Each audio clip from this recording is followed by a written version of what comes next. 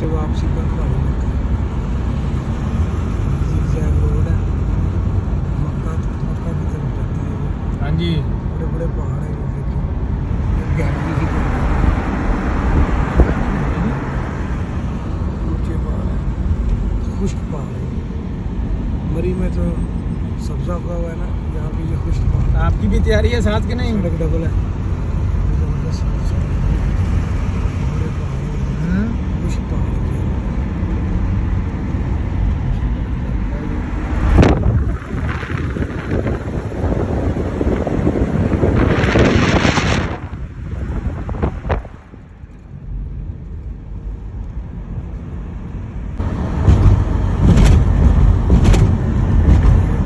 पहाड़ी इलाका है।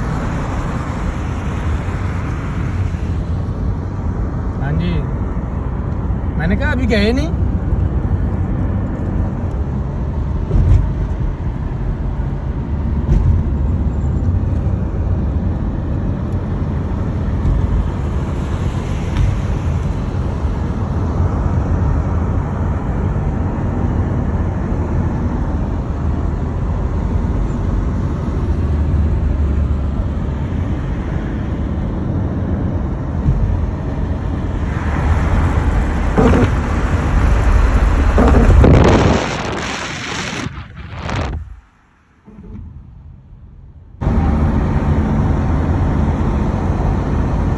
मैं कहा अभी तक गए नहीं, वो तो कह रहे थे 8 बजे जाना है।